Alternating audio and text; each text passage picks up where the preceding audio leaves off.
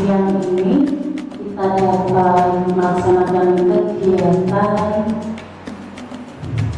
program guru penggerak dari SDN Makassar 2 yang kali ini oleh guru penggerak guru Indonesia dan guru Indonesia. Dia berdua secara bersama pada CGP angkatan 10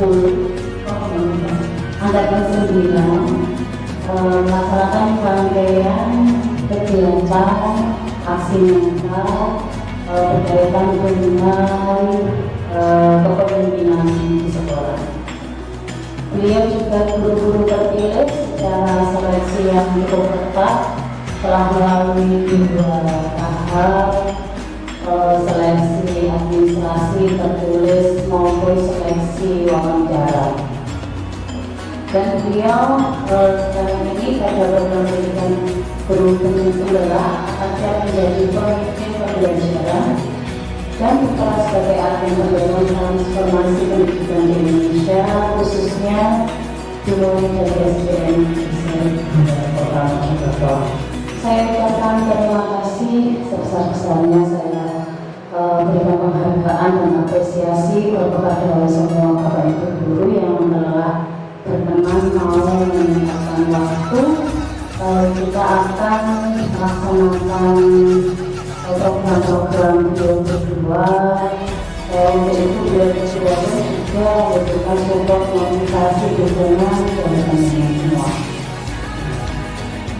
Sebagai calon guru penggerak, beliau berdua diharapkan dapat menjadi katalis atau percepatan perubahan pendidikan di daerah. Caranya bagaimana?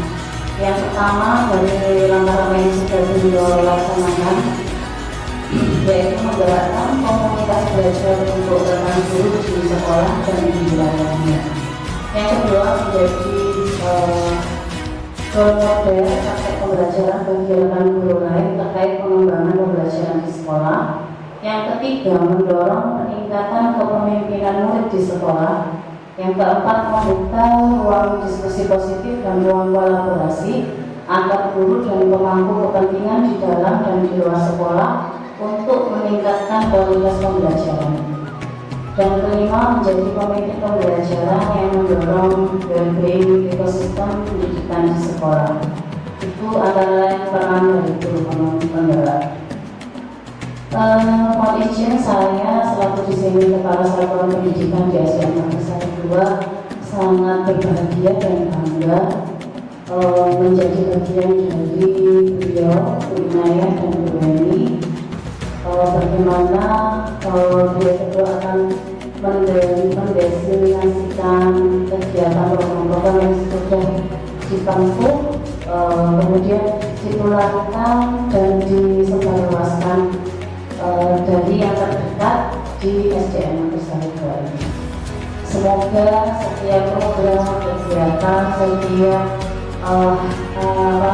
acara atau hajat beliau berdua yang kaitannya dengan pengembangan pembelajaran dapat senantiasa terlaksana dengan lancar, dengan baik, berkah dan manfaat.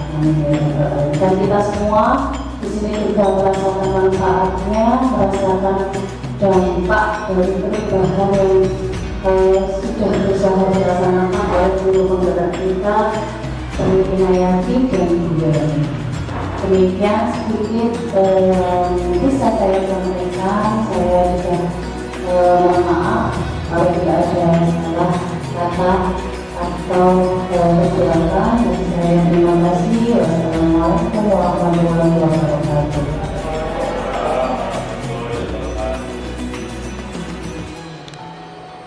Assalamualaikum warahmatullahi wabarakatuh.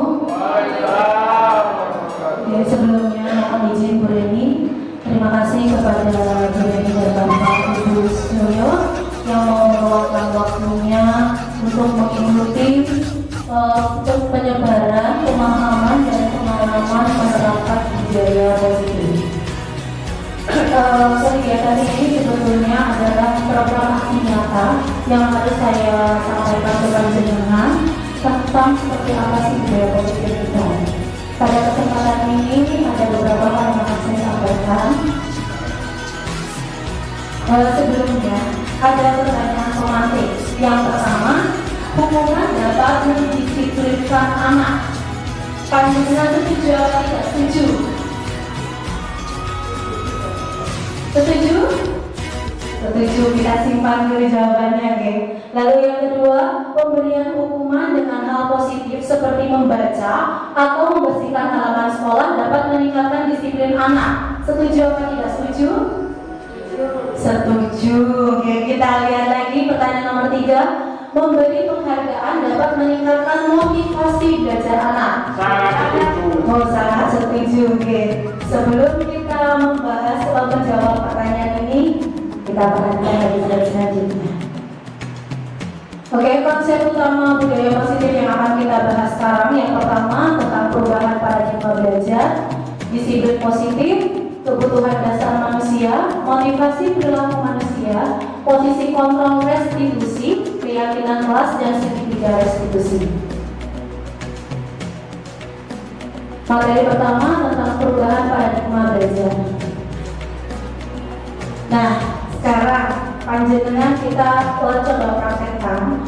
Jika ada kepala tangan, ada A dan B, Anda dan teman Anda, sobeklah secari kertas kecil, tuliskan benda atau sesuatu yang sangat berharga untuk Anda, letakkan di salah satu tangan Anda dan genggam benda atau sesuatu tersebut dengan segala daya. Buatlah sebuah kepala. Teman Anda B akan mencoba dengan sebuah tenaga dengan berbagai cara untuk meminta Anda memberikan benda tersebut. B bisa membujuk, mengancam, menghardik, merayu, penyuap apa saja usahanya agar dapat membuat kepala tangan Anda terbuka. Kira-kira apa yang terjadi? Maksudnya barangkali jika jenengan disuruh menggenggam tangan dan yang panjenengan genggam itu adalah sesuatu yang berharga untuk jenengan, kira-kira apa yang akan jenengan lakukan? Berusaha sekuat tenaga untuk mempertahankan apa yang saya genggam, karena itu sangat berharga bagi saya. Walaupun misalnya Pak Lutfi membujuk, Tidak mempan. tidak mempan. Coba kalau Pak Lutfi bagaimana Pak Lutfi? Bu Sulis, barangkali Saya sebagai apa yang B atau yang A? panjenengan sebagai A. Panjenengan sebagai A. Kalau saya secepat mungkin menyembunyikan. Jadi tidak akan dikepalanya ya. Ya, tadi ada cara lain untuk mempertahankan. Nah, seperti itu. Ya, maksudnya dengan akhirnya berbagai macam. Berarti intinya tetap dipertahankan ya. Tidak akan tiba-tiba lama disulit untuk Anda merayu. Coba terakhir Bu Emi, kalau misalnya dengan sebagai A, Jadi tentu saja saya genggam sekuat tenaga. Pokoknya saya tidak dikritikin, saya tidak akan buka tangan saya. Tapi kalau dikritikin tidak tahu. oh gitu. Berarti dari pemahaman ini kita tahu jika segala sesuatu atau keinginan muncul itu dari dalam diri, betul? Yang bisa menentukan segala sesuatu dari dalam diri jenengan, seperti tadi Pak Lutfi, Bu Suli sama Bu Weni, sekuat tenaga tidak akan memberikan barang tersebut kepada orang lain, betul ya? Oke, berarti kita lihat lagi slide selanjutnya. Nah, perubahan yang panjenengan tadi lakukan itu mengarah pada perubahan paradigma teori kontrol atau teori pilihan atau ilusi kontrol. Jadi kalau selama ini, nah seperti tadi, ilusi guru mengontrol murid, ilusi bahwa kritik dan membuat orang merasa bersalah dapat menguatkan karakter, ilusi bahwa semua perbuatan positif efektif dan bermanfaat, ilusi bahwa orang dewasa memilih untuk memaksa. Jadi maksudnya di sini hukuman dan penghargaan itu kan kalau tadi berpandangan setuju ya untuk membuat disiplin siswa. Padahal hukuman itu tidak menimbulkan motivasi dalam diri. Tapi siswa panjenengan akan melakukan hal tersebut karena terpaksa. Nah, yang akan kita bahas sekarang itu bagaimana meningkatkan motivasi dalam diri siswa. Oke, nah kalau pada yang tadi panjenengan tuju itu namanya stimulus respon, berarti kita mencoba mengubah orang agar berpandangan sama dengan kita. Padahal kita itu harus berusaha memahami pandangan orang lain tentang dunia. Jadi tidak semua pandangan orang itu sama dengan kita. Lalu perilaku buruk dilihat sebagai suatu kesalahan. Padahal semua perilaku memiliki tujuan. Orang lain bisa mengontrol saya, padahal yang kita harapkan hanya Anda yang bisa mengontrol diri Anda. Lalu saya bisa mengontrol orang lain, padahal Anda tidak bisa mengontrol orang lain. Lalu pemaksaan ada pada saat rujukan gagal. Kolaborasi dan konsensus menciptakan pilihan-pilihan baru. Kalau ada stimulus respon terjadi pada manusia, ada yang menang, ada yang kalah. Kalau ada teori kontrol atau pilihan, tidak ada yang kalah. Dua-duanya menang, seperti itu. Dan yang kedua tentang disiplin positif. Disiplin positif adalah sikap menanamkan motivasi pada murid-murid untuk menjadi orang yang mereka inginkan dan menghargai diri sendiri dengan nilai-nilai yang mereka percaya. Seseorang yang memiliki disiplin diri berarti mereka bisa bertanggung jawab terhadap apa yang dilakukannya, karena mereka mendasarkan tindakan mereka pada nilai-nilai kebajikan universal. Sebagai guru, kita berharap murid-murid kita memiliki disiplin diri sehingga mereka bisa berperilaku sesuai dengan nilai-nilai kebajikan universal dan memiliki motivasi internal bukan eksternal. Saya bertanya sejenak, nilai-nilai kebajikan universal itu apa ya? Barangkali ada yang sudah mengenal. Kalau dari bahasa kan nilai-nilai kebajikan, oh berarti nilai-nilai kebaikan. Universal yang bagaimana Bu Eni?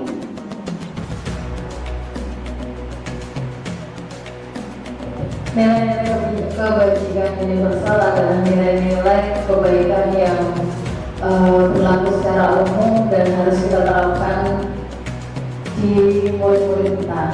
Dan ini pada kurikulum merdeka ini kita pusatkan pada nilai-nilai kebajikan yang ada pada profil Pancasila. Oke, terima kasih Bu Eni, betul sekali. Jadi nilai-nilai kebajikan universal ini adalah nilai-nilai kebajikan yang berlaku secara umum. Ya, bahkan di seluruh dunia ini memang diakui karena universal ini tadi. Cuma bagi siswa di Indonesia, nilai kebajikan yang ingin dicapai oleh setiap anak Indonesia kita kenal dengan profil belajar Pancasila, seperti beriman, bertakwa kepada Tuhan Yang Maha Esa dan berakhlak mulia, mandiri, bernalar kritis, berkebinekaan global dan gotong royong dan kreatif. Selanjutnya kita ke kebutuhan dasar manusia. Tadi seperti saya sampaikan, setiap tindakan itu pasti ada alasannya. Di sini ada 5 kebutuhan dasar manusia. Yang pertama, kebutuhan untuk bertahan hidup atau survival. Lalu ada kebutuhan kasih sayang dan rasa diterima atau love and belonging. Lalu kebebasan atau freedom, kesenangan, fun, penguasaan, dan atau power. Nah, kesenangan itu adalah kebutuhan untuk merasa tenang. Cinta dan kasih sayang kebutuhan untuk diterima, memberi dan menerima kasih sayang atau berkoneksi, berhubungan dengan orang lain. Kebebasan kebutuhan akan pilihan, kemandirian otonomi. Penguasaan kebutuhan kemampuan atas kemampuan, prestasi diakui. Bertahan hidup kebutuhan fisiologis, rasa lapar, serta psikologis atau rasa aman. Saya ada kasus seperti ini. Bimo, seorang anak TKB, selalu berlari keluar kelas menuju jalan raya di depan sekolahnya yang ramai dengan kendaraan. Tingkahnya membuat guru Bu Ani bingung dan seringkali lari mengejarnya. Ada beberapa kemungkinan jawaban yang diberikan Bimo. Identifikasi kebutuhan yang ingin dipenuhi oleh Bimo jika respon Bimo seperti di kolom sebelah ini. Jika responnya, aku senang main kejar-kejaran dengan ibu guru, seru. Kira-kira ini kebutuhan dasarnya yang mana? Cinta dan kasih sayang, penguasaan, kebebasan, atau kesenangan? Kesenangan, kita lihat. Iya, ternyata jawabannya kesenangan. Kita lihat lagi yang selanjutnya. Masih sama yang Bimo tadi, tapi jawabannya ibu kejar aku karena ibu guru sayang aku. Berarti ini kebutuhannya yang mana? Iya, cinta dan kasih sayang. Kita lihat. Betul, cinta dan kasih sayang. Lalu selanjutnya masih kasus Bimo. Aku bosan belajar mewarnai terus di dalam kelas. Kita lihat kebebasan. Oh, ternyata sudah bisa semua. Ada kasus selanjutnya. Dirga seorang anak kelas 3 SD begitu tiba di rumah sepulang dari sekolah menangis dan mengadu pada ibunya bahwa dia benci pada Ibu Rani gurunya. Menurut Anda, kebutuhan apa yang berusaha dipenuhi oleh Dinda jika jawabannya seperti ini? Aku sebel jawabanku tidak rapi, malah ibu guru tunjukin ke teman-temanku di depan kelas. Ini kebutuhan apa?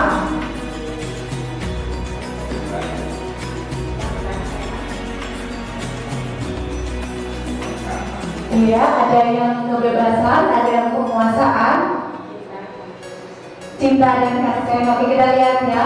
Di sini kan dia merasa sebel karena jawabannya itu tidak rapi. Berarti kita lihat jawabannya penguasaan karena dia ingin merasa diakui hasilnya. Oke, lanjut lagi. Tadi yang tidak. Tapi alasannya ibu guru bilang aku tidak boleh bersenandung sewaktu mengejar kuda. Katanya kelas paling tenang, tidak ada suara, kan gak seru jadinya.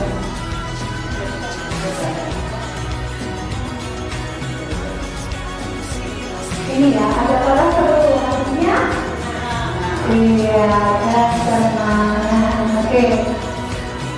Mungkin ini terakhir. Tahun ini Dimas genap berusia 17 tahun. Ia senang sekali ketika ayahnya mulai mengajarkan cara menyetir mobil. Setiap akhir pekan ia berlatih menyetir. Ia terlihat senang sekali berlatih sampai akhirnya ia bisa menyetir mobil dengan baik dan lancar. Ketika ibunya bertanya pada Dimas apa yang membuat dia ingin bisa menyetir mobil, ketika jawaban Dimas adalah seperti ini, kebutuhan apa yang dia penuhi? Biar bisa jalan-jalan naik mobil sama teman-temanku. Ada yang kebebasan, ada yang kesenangan. Kita lihat jawabannya. Cinta dan kasih sayang akan berhubungan dengan relasi. Nah ini terakhir biar lebih peka lagi. Kalau jawabannya aku merasa bangga dan keren. Kita lihat jawabannya. Iya, penguasaan. Oke, terima kasih. Kita langsung ke motivasi perilaku manusia.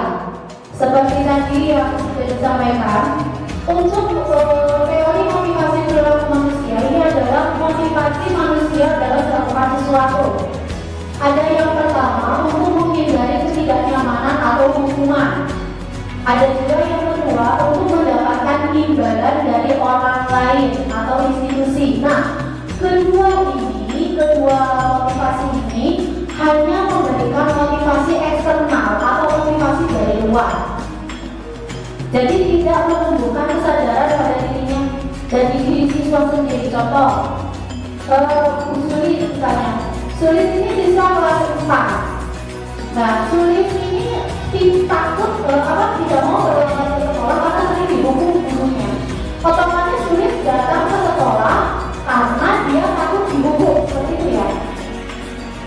Jadi tidak ada motivasi dalam dirinya. Sedangkan yang akan kita tunjukkan itu adalah motivasi internal ini dengan adanya disiplin positif.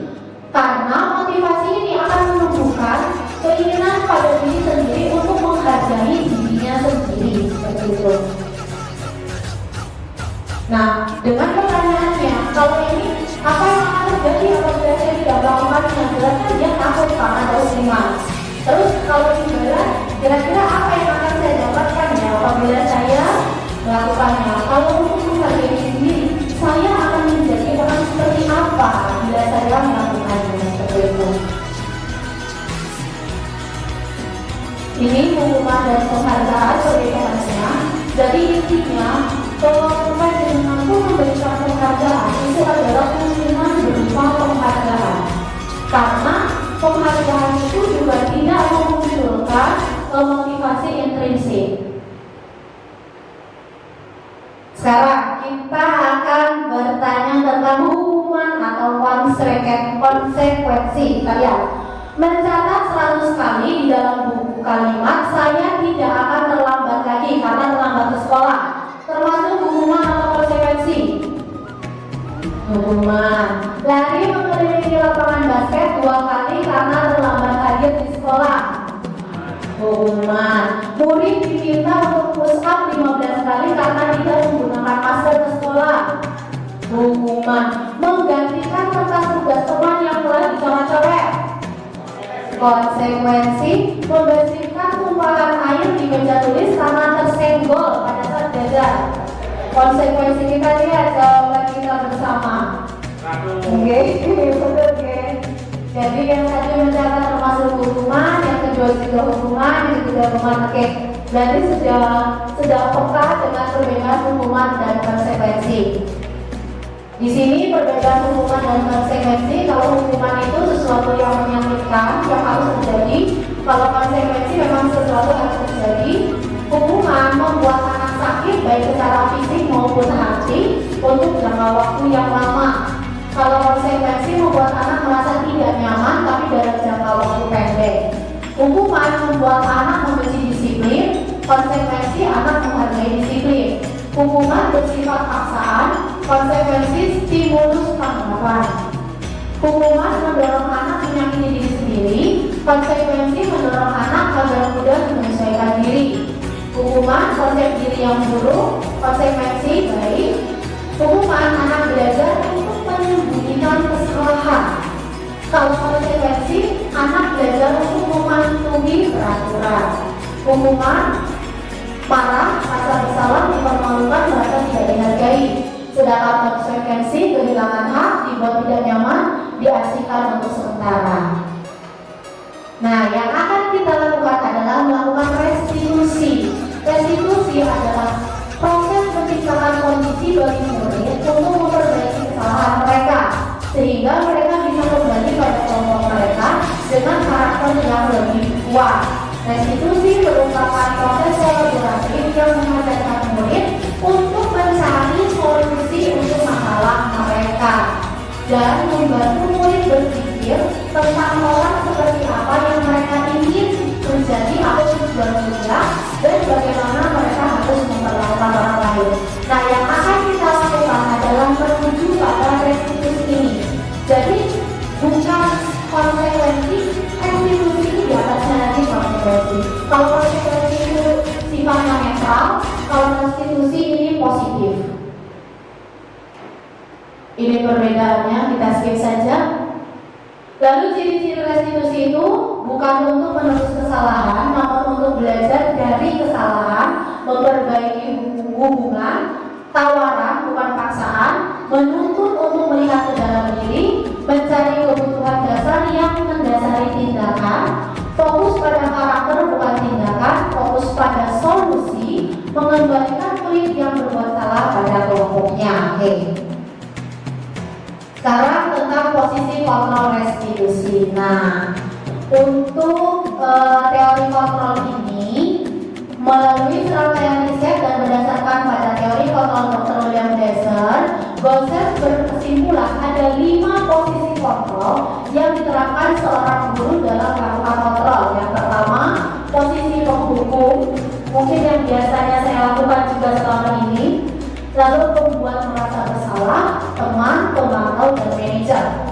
Diharapkan seorang guru mampu menerapkan posisi kontrol sebagai manajer atau minimal pemantau agar kita lebih peka tentang seperti apa posisi ini. Mari kita saksikan video berikut.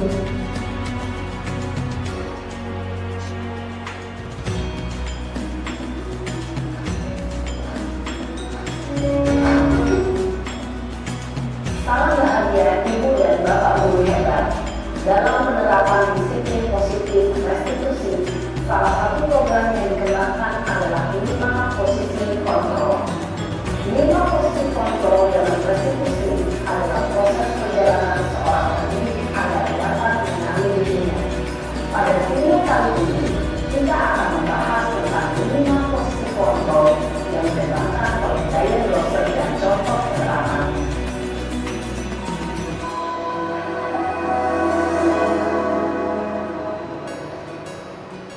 Lima posisi kontrol itu adalah 1. Posisi penghukum. 2. Posisi pembuat rasa bersalah. 3. Posisi tenang. 4. Posisi pemantau atau monitor. Dan 5. Posisi manajer. Untuk lebih memahami kelima posisi tersebut, mari kita saksikan kasus menarik yang menggambarkan virtual klinik di sekolah dan melihat bagaimana kelima posisi kontrol dalam menghadapi masalah tersebut.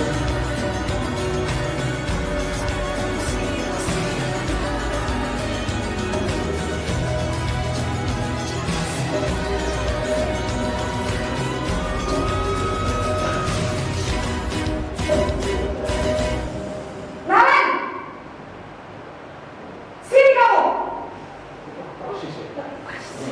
Selamat pagi, Bu. Selalu terlambat. Kamu deh, pasti terlambat. Maaf, Bu. Saya Apa? Apa coba? Alasan kamu apa lagi? Kamu di sini kamu tidak terlambat? Malas sekali ya kamu jadi anak. saya Dasar pemalas. Gak kapok-kapok sih kamu. Sudah berapa kali terlambat? Sana, kamu keliling lapangan basket 2 kali. kenapa saya harus ke lapangan basket, Bu? Kenapa? Kamu lawan ibu. Berani-beraninya jawab. Sudah terlambat, masih berani jawab pula. Sekarang, keliling lapangan basket 5 kali sekalian. Biar kapok. Cepat. Pergi sana ke lapangan basket. Posisi penghukum biasanya berbicara dengan nada tinggi, menghardik, menunjuk-nunjuk, menyakiti, dan menunjuk. Hukuman bisa berupa fisik maupun psikis. Ibu dan bapak guru hebat, dampak yang terjadi pada murid ketika guru berada pada posisi penghukum adalah murid cenderung akan memberontak, bahkan menyimpan dendam.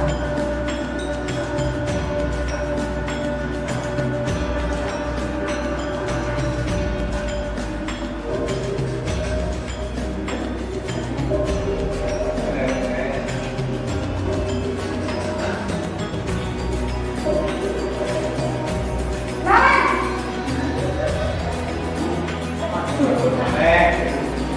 Selamat pagi, Bu. Naren! Kamu kenapa terlambat lagi, nak? Ya Tuhan, Naren. Kamu senang ya bikin ibu susah ya?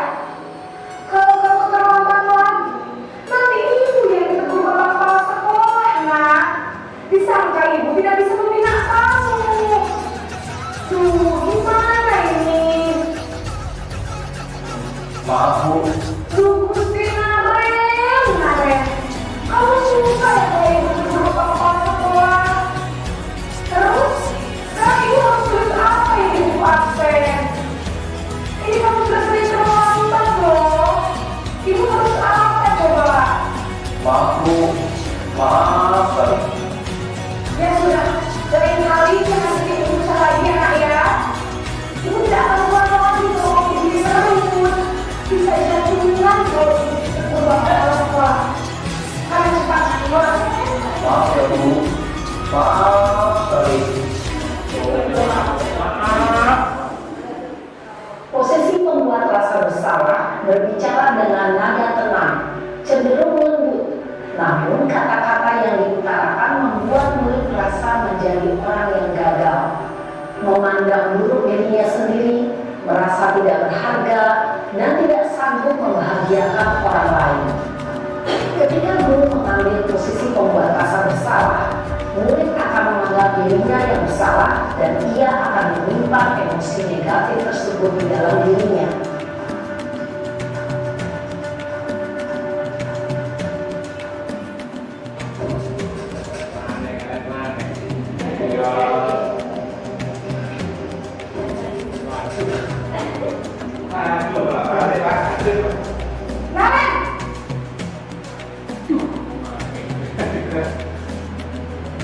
Selamat pagi Bu. Wah, sudah jam berapa ini nak? Terlambat lagi ya saya. Iya Bu, habis ibu saya lupa mengamalkan saya Bu. Kamu malah menyalahkan ibu kamu. Kamu bukannya anak yang hatinya paling kencang. Kok terlambat sih? Iya Bu, saya memang sangat bangun tadi. Jadi biar saya kencang, tetap jalan kencang Bu. Dan sudah sana, nanti lain kali larinya lebih kencang lagi ya. Biar gak terlambat lagi. Bikin senang ibu, demi ibu. Bisa kan? Bisa Bu. Ya sudah sekarang masuk kelas. Ibu beresin urusan absen kamu. Kamu ini ada saja.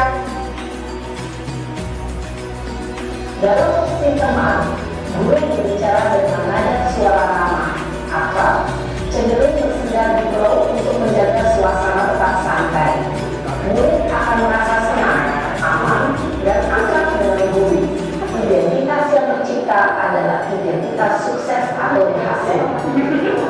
Namun, perlu diingat, karena ini masih berupa eksternal, maka ada faktor ketergantungan dari murid kepada orang tertentu. Di sini butuh aksennya, sehingga dalam waktu murid bisa berperilaku baik, namun hanya kepada orang-orang tertentu saja.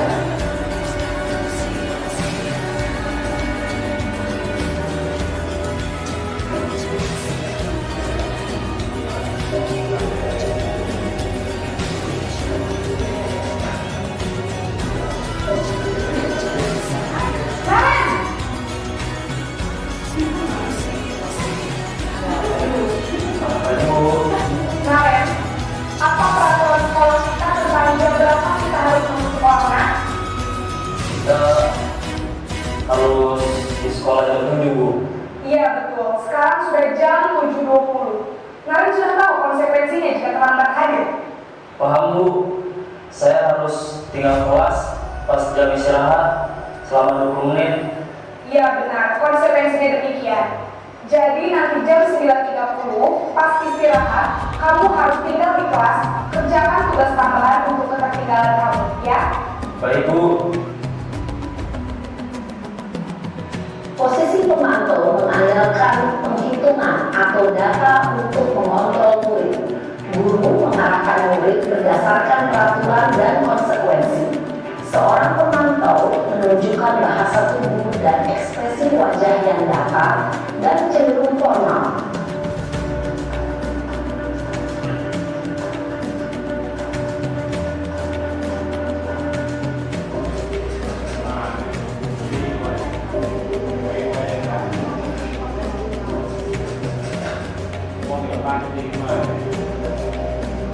Karen!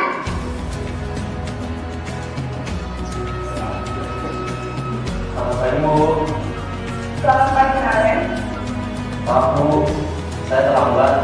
Ya, sekolah masuknya jam 7, sekarang sudah jam 7.20. Jadi sekarang bagaimana ya Karen? Maaf Bu, saya lupa soal tes sekolah. Baiklah, menurut kamu, keyakinan sekolah yang mana? Selanjutnya tentang keyakinan kelas. Mengapa tidak peraturan saja? Mengapa harus keyakinan kelas? Nah, kita mengharapkan untuk mendukung motivasi intrinsik, membandingkan nilai-nilai atau keyakinan-keyakinan lebih menggerakkan seseorang dibandingkan mengikuti serangkaian peraturan-peraturan. Karena keyakinan kelas itu adalah kesepakatan yang dibuat bersama oleh guru dan siswa serta berisi kalimat positif dan merupakan nilai-nilai kebaikan yang dapat dipercaya dan dilaksanakan oleh seluruh warga kelas. Lalu,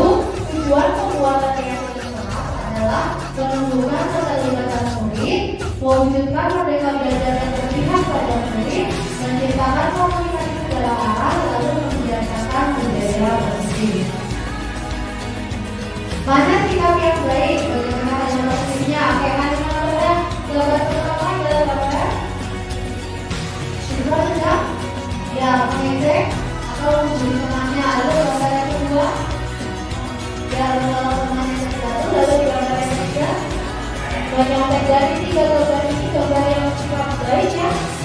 Sesuai kita lihat. Gambar yang pertama, gambar siswa yang sedang baik teman. Di sini termasuk sikap tidak baik. Kalimat positifnya menjaga perasaan orang lain. Lalu nilai kebaikannya adalah saling menghormati. Lalu selanjutnya di sini menolong teman yang terjatuh dari sepeda, termasuk sikap baik. Kalimat positifnya menolong orang yang membutuhkan. Lalu nilai kebaikannya adalah saling tolong menolong. Selanjutnya menyontek, termasuk sikap tidak baik. Kalimat positifnya mengerjakan tugas dengan jujur. Nilai kebaikannya adalah menghargai kejujuran. Sekarang, kira-kira ini gambar pertama gambar. Ya, siswa terlambat. Lalu yang kedua, membuang sampah sembarangan. Yang ketiga, ya piket kelas. Untuk kalimat positifnya, datang ke sekolah tepat waktu. Lalu yang kedua ini, buanglah sampah pada tempatnya. Lalu piketan sesuai jadwal. Oke. Untuk nilai kebaikan gambar pertama, disiplin.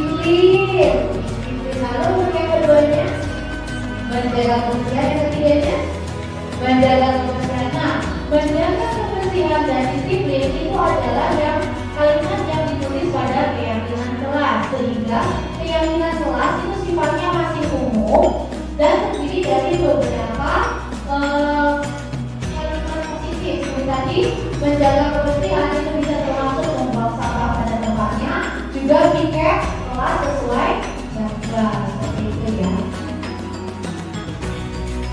Sekarang langkah-langkah membuat keyakinan kelas, intinya saat membuat keyakinan kelas, panjenengan harus melibatkan siswa panjenengan, sehingga siswa panjenengan harus mengeluarkan ide-idenya tentang apa yang diinginkan mereka dan apa kelas yang mereka inginkan yang seperti apa. Berikut adalah rangkaian aksi nyata yang sudah saya lakukan tentang penyusunan keyakinan kelas. Ini bisa kita skip saja.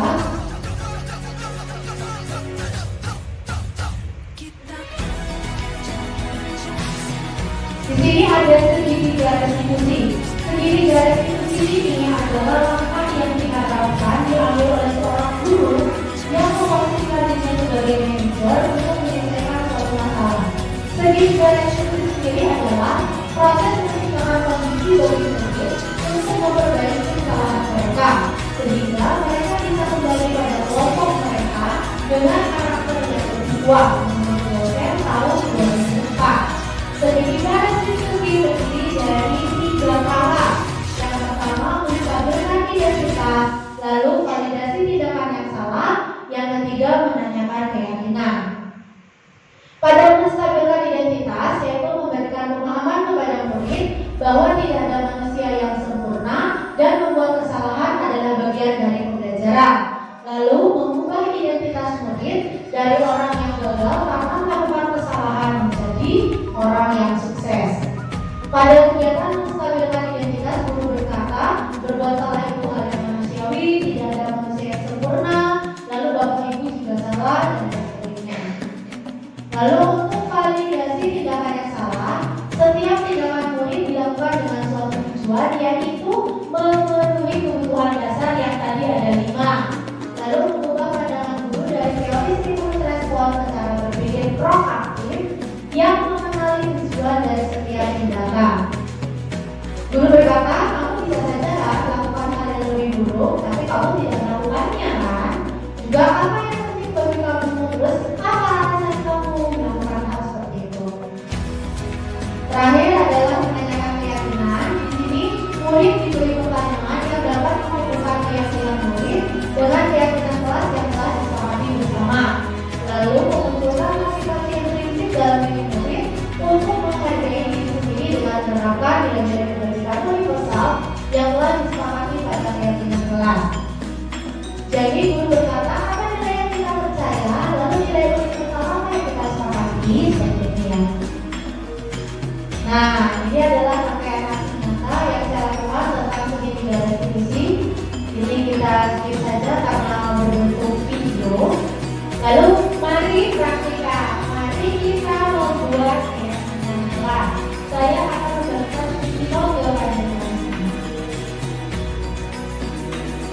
Baik, sekarang panjenengan tadi sudah saya beri kertas sticky note.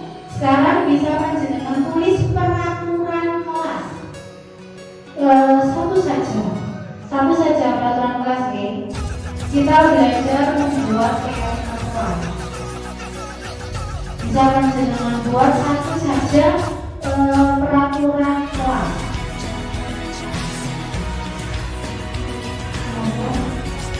Menuliskan satu saja peraturan kelas.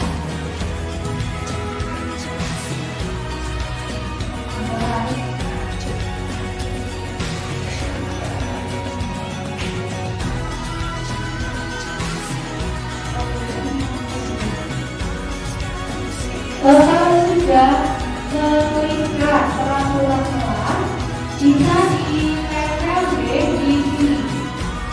Monggo bisa langsung ditempel di bekas plano yang sudah saya sediakan.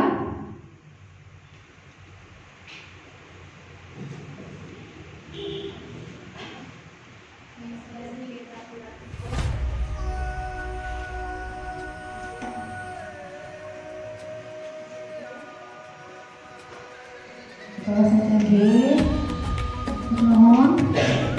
Oke, bisa dilanjut Pak San.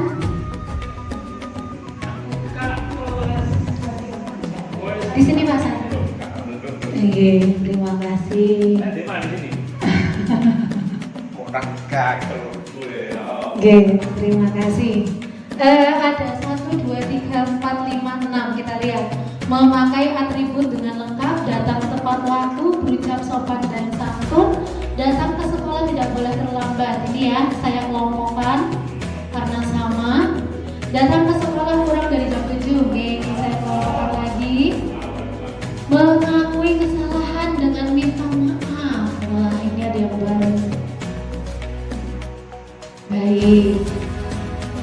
Nah, sekarang kita buat kalimat positif dari peraturan yang sudah ditetapkan tadi. Boleh saya minta tolong ditulis?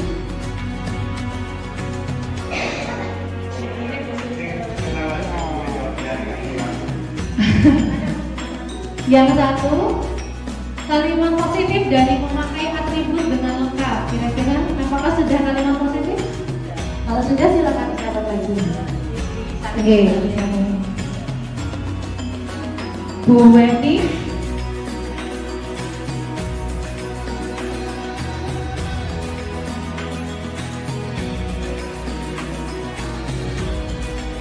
Baik, terima kasih Bu Weni. Saya pilih aja. Untuk datang tepat waktu, datang ke sekolah tidak boleh terlambat, datang ke sekolah kurang dari jam 7. Kalimat positifnya? Kalau sudah kalimat positif, Gedi. Siap. Terima kasih Bu Wiro. Kalimat punten. Untuk yang ketiga ini berucap sopan dan santun. Kalau sudah kalimat positif, ya bisa ditaruh di sini.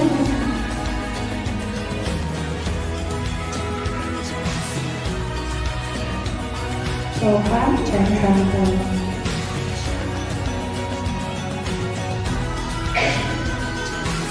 Ya, terima kasih Pak Aris. Dan terakhir untuk mengakui kesalahan dengan minta maaf. Kalimat positifnya sudah kalimat positif ya? Oh sudah, mungkin bisa disalin.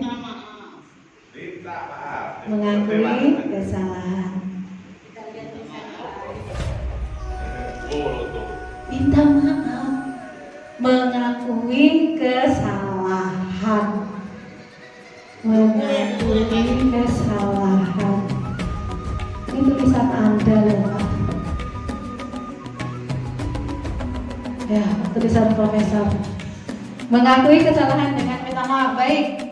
Sekarang dari 4 kalimat positif ini, mari kita buat keyakinan kelasnya. Memakai atribut dengan lengkap. Kira-kira nilai kebaikan apa yang ingin dicapai? Disiplin. Boleh ya kalau nanti keyakinan kelas ini dihias seperti apa ya. Lalu datang tepat waktu. Disiplin, berarti kita satu ini ya. Disiplin ini mencakup memakai atribut dengan lengkap, juga datang tepat waktu. Lalu berucap sopan dan santun, nilai kebajikan apa yang ingin kita capai?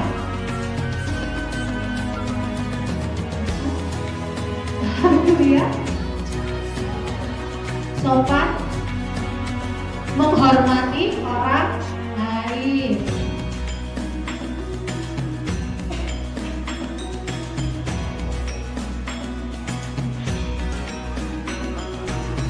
Lalu mengakui kesalahan dengan meminta maaf, termasuk sama ya, menghormati orang lain. Berarti dari hasil diskusi kita hari ini kita mendapatkan dua keyakinan kelas.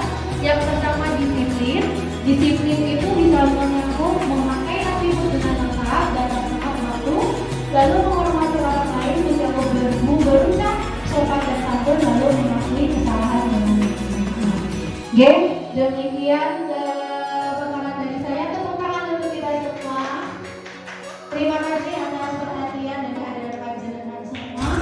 Apabila ada masukan, barangkali, monggo. Terima kasih Bu Ibu atas paparannya mulai dari awal hingga saat ini. Pastinya kami semua di sini dapat menjelaskan ada ilmu baru, bagaimana kita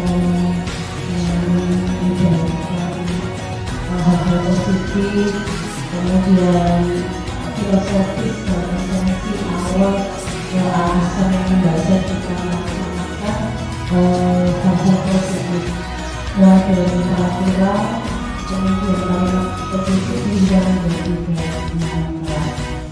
Nah, dari proses atau runtutan tadi pastinya akan lebih membuat kita semakin memaknai dan semakin berkesan. Kita lebih awet ingatnya daripada mungkin kita hanya sekedar kopas atau kita ikut-ikutan, kita hanya meniru tapi belum tahu esensi atau bagaimana membuat suatu keyakinan ataupun kesepakatan kelas. Dari sini sebagai pembelajaran bersama juga Bapak Ibu guru yang lain, kita ambil hikmah manfaat, kemudian dapat kita terapkan, dapat kita aplikasikan kepada anak didik di sekolah atau di kelas masing-masing. Terima kasih sekali lagi Bu Lina, terus berkarya dan terus menginspirasi kita semua sehingga ilmu dengan menjadi amal jariah. Saya ucapkan terima kasih kepada Bu Deni dan teman-teman semua. Jadi ini dari pembahasan saya kali ini, semoga kita dapat menjadi atau memposisikan diri sebagai manajer bagi siswa-siswa kita, dan kita dapat menerapkan segitiga restitusi dalam menyelesaikan masalah yang dihadapi oleh siswa kita. Terima kasih atas perhatiannya. Saya Rifan seperti biasa, tergerak, bergerak, menggerakkan, guru bergerak Indonesia maju. Terima kasih.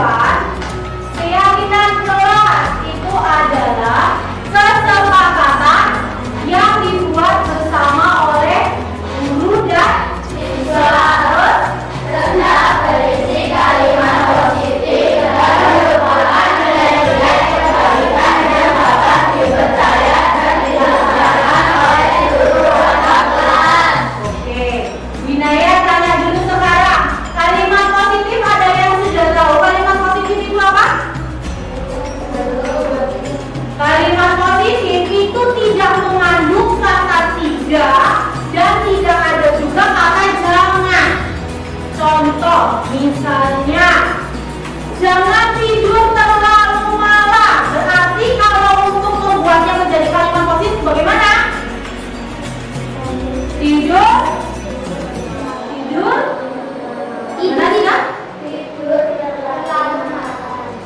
Kan jangan tidur terlalu malam. Berarti tidak kan? Jangan sampai ada kata tidak atau jangan. Berarti bagaimana? Jangan ada kata jangannya. Bagaimana kalimat positif? Bagaimana? Tidur terlalu malam. Berarti kan kalau tidur tidur malam. Tidurlah tepat waktu. Jangan menyontek. Berarti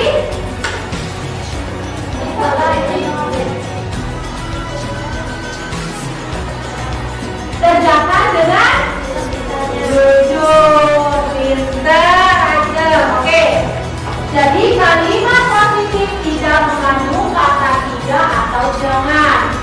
Nah, sekarang biar kamu bisa makin ini kita lihat dulu tujuan kita membuat keyakinan kelas. Yang pertama menumbuhkan keterlibatan murid. Jadi kalau dulu kalian selama ini peraturan sekolah, kalian ikut membuat peraturan sekolah tidak? Ikut? Kamu ikut buat peraturan sekolah? Tidak ya? Jadi selama ini kalian kalau peraturan sekolah tidak membuat sendiri. Kalau sekarang keyakinan kelas itu kita akan membuat sendiri. Karena kalian juga yang akan melaksanakan, jadi kalian juga yang membuat. Lalu tujuan yang kedua, mewujudkan merdeka belajar yang berpihak pada murid. Karena ini nanti keyakinan kelas adalah kesepakatan yang kamu buat bersama. Lalu menciptakan komunikasi segala arah dari wilayah juga dari kalian. Membiasakan budaya positif. Oke, next. Sekarang, nah ini ada beberapa kegiatan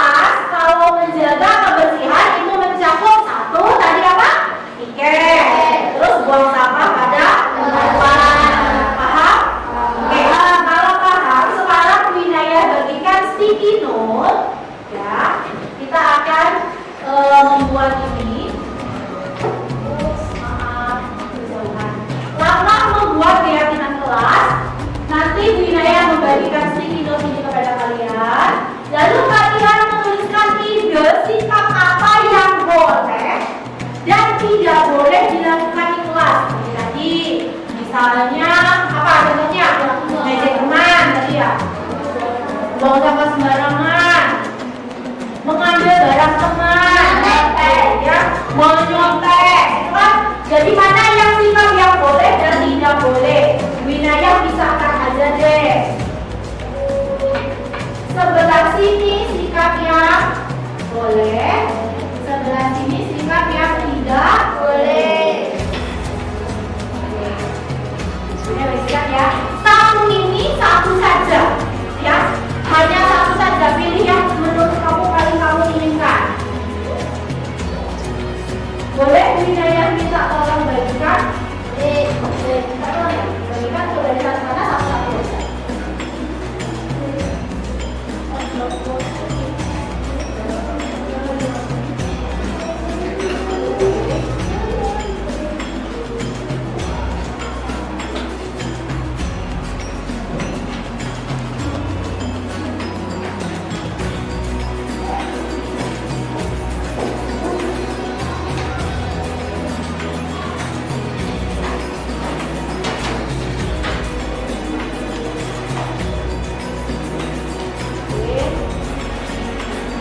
Ya, Widaya beri waktu 1 menit saja untuk menuliskan sikap yang boleh dan tidak boleh dilakukan dalam waktu makan ya.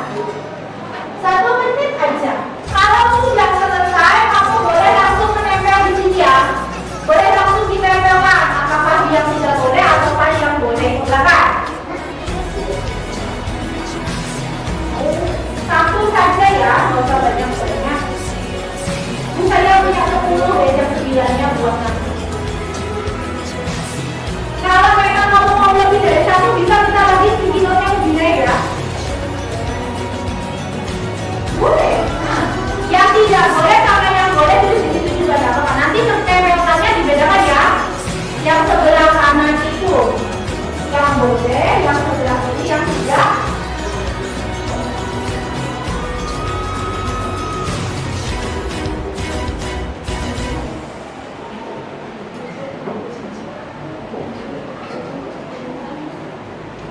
Ya, nanti yang sebelah sini untuk yang boleh, sebelah sini untuk yang tidak boleh.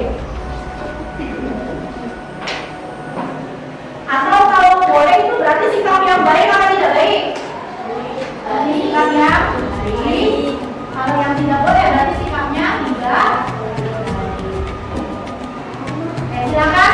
Kalau ada yang sudah, silakan tempel, boleh?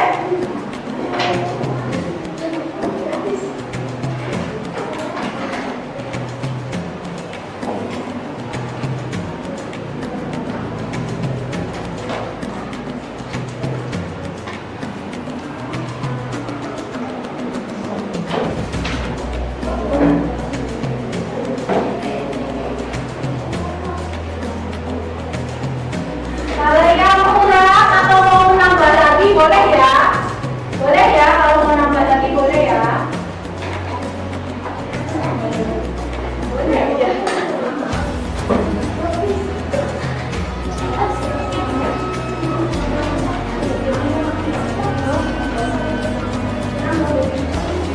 Silakan. 1 orang 2 aja ya biar nggak banyak-banyak.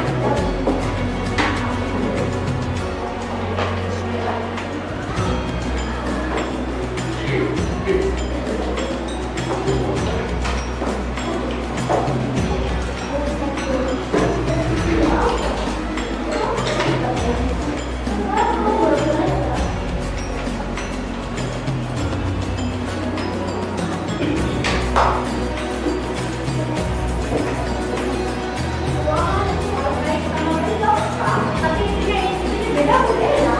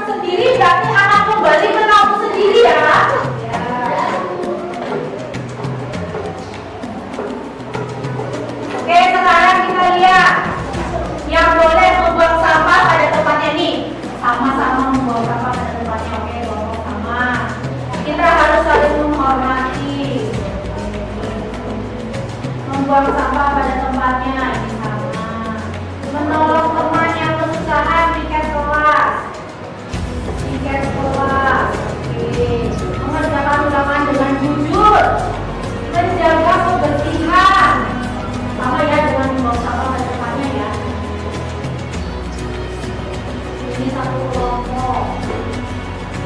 Kelompok dengan tiket kelas. Coba Bu Inaya minta 2 orang maju depan, siapa yang mau? Axel sama Arya, oke. Nanti ya. Tiket kelas. Terus jangan teman datang teman waktu. Teman-teman, ada temannya. Nah itu loh, kelompokan. Tugas sama. Ya, teman ya. Terus yang ini dulu. Sopan bersama guru saling menghargai ini. Tiket mana? Ya ini tiketnya ada juga kartu yang tiket. Kita kartu yang tiket.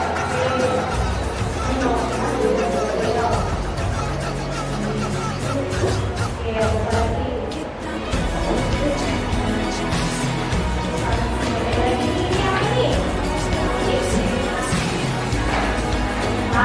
Sama pada temannya, teman ini. Jadi kalian semua bisa kebersihan ya, artinya ya. Ya, ini berteman dengan semua teman. Berteman dengan semua teman. Jadi, ya, teman-teman ya. Terus, kita mengamalkan sama. Tidak ini menolong teman yang bersama. Jadi apa? Menolong teman. Satu lagi. Ya, terus ini menghormati teman yang berbeda agama. Ya kita sini ya, teman dengan mahasiswa ya. Ini apa? Terus apa ini? Menolong teman yang berjatuh dari sepeda. Oke. Berarti di sini ada 3 apa aja ini tadi? Membuang sampah, ada kebersihan ya, menjaga kebersihan. Berarti kita punya misi 1 kesepakatan keyakinan kelas yang sudah kita punya adalah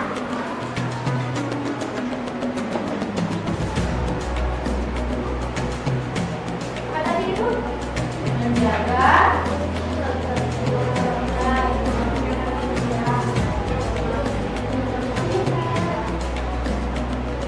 menjaga kebersihan. Terus apa lagi? Menghormati teman.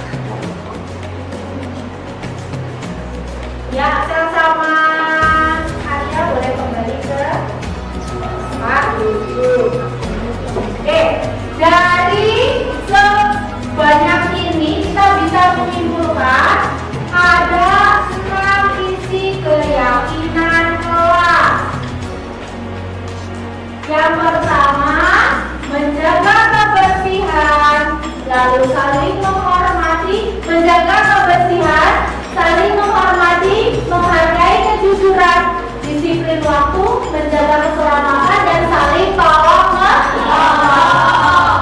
Menjaga keselamatan contohnya tadi tidak berlari di oke.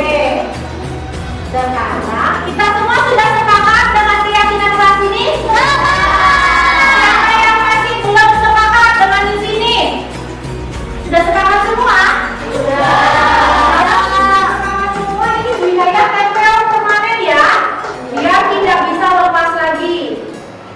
Setelah itu kalian menandatangani di sini bahwa kita sudah sepakat dengan isi dari keyakinan kelas ini.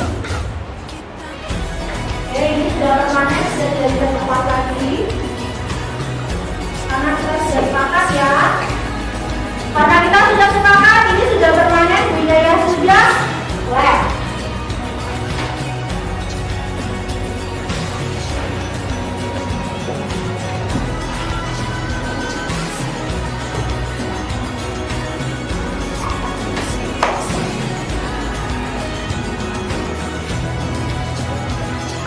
Oke. Atau biar lebih enak, ini deh. Dari mulai ambil satu ya. Rizky silakan Ki, maju Ki.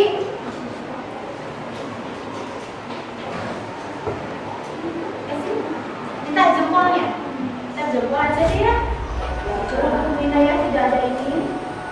Oke, silakan. Cak, terus tulis namamu ya. Iya.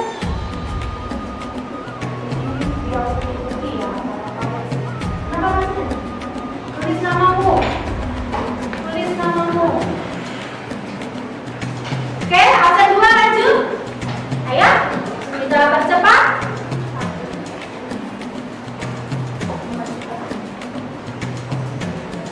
Diikat.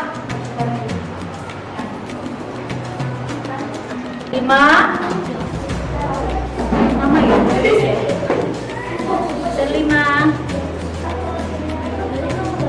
Pilih bagian yang kosong-kosong, bebas, dimana aja, tulis nama. Oke, absen 6. 7. Bisa, betul.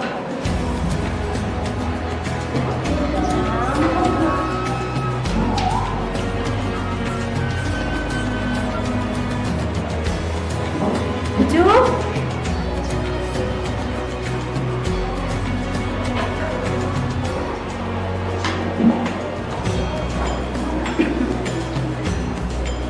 8. 9.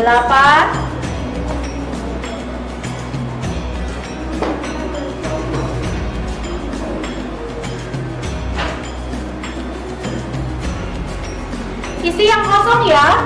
Isi yang kosong ya. 9. Ayo absen 9.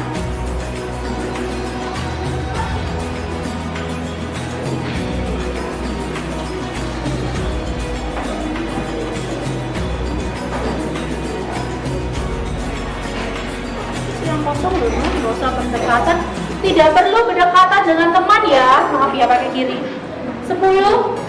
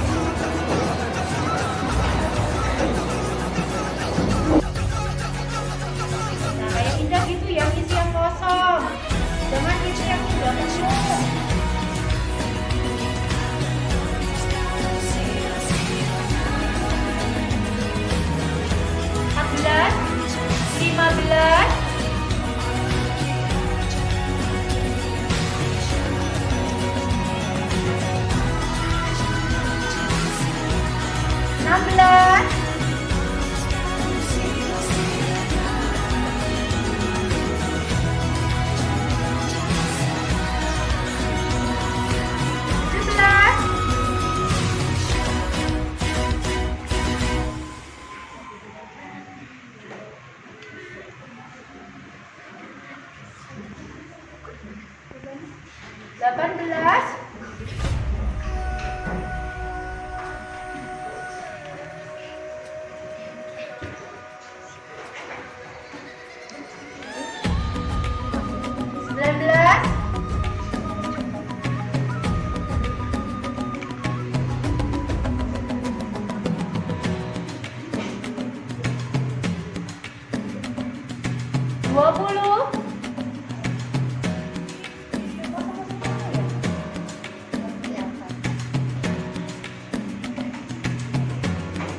21. 21.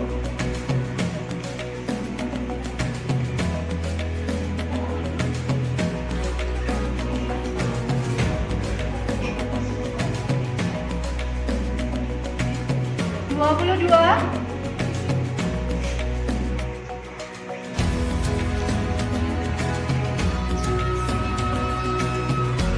23.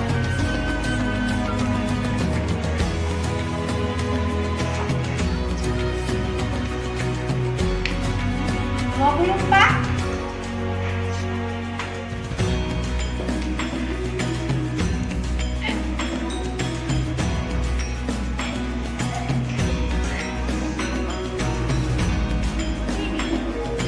25.